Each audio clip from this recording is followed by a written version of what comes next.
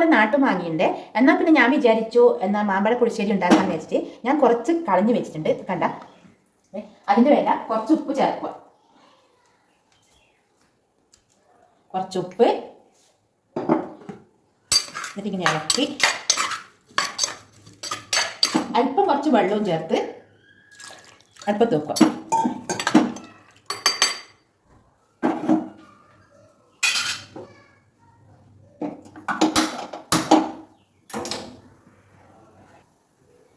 ഒരു കഷ്ണം ശർക്കര ചേർക്കണ്ടേ.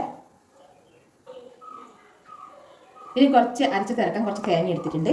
അതിൻ്റെ കൂടെ കുറച്ച് മഞ്ഞൾപ്പൊടി,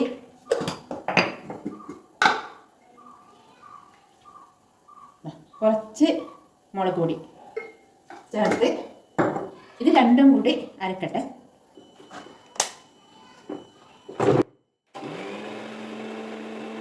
അങ്ങനെ നമ്മൾ മാങ്ങ നല്ലോണം വെന്തിട്ടുണ്ട്. അതിൻ്റെ കൂടെ ഞാൻ അരച്ച് വെച്ച അരവെടുത്ത് വെച്ചിട്ടുണ്ട്.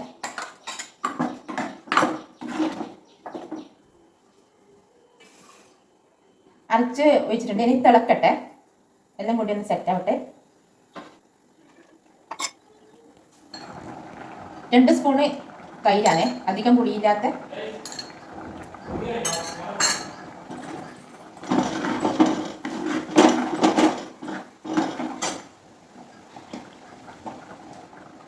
അങ്ങനെ ഇത് റെഡി ആയിട്ടുണ്ട്. അപ്പോൾ ഞാൻ സ്റ്റവ് ഓഫാക്കി ഇനി വറുത്തിടണം. വെളിച്ചെണ്ണ,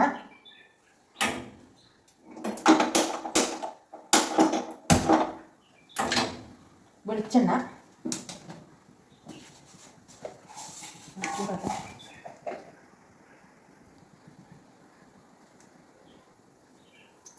വെളിച്ചെണ്ണ ഒഴിച്ചു.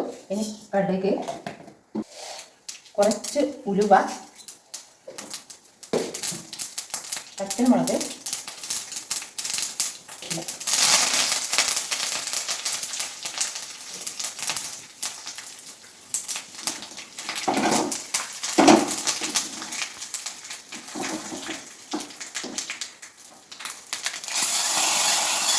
അങ്ങനെ മാമ്പഴ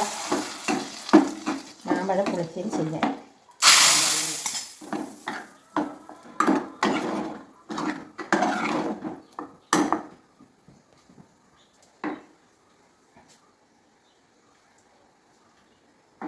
സൂപ്പർ. എല്ലാവരും ഇങ്ങനെ വെച്ച് നോക്കണം കേട്ടോ, അടിപൊളി.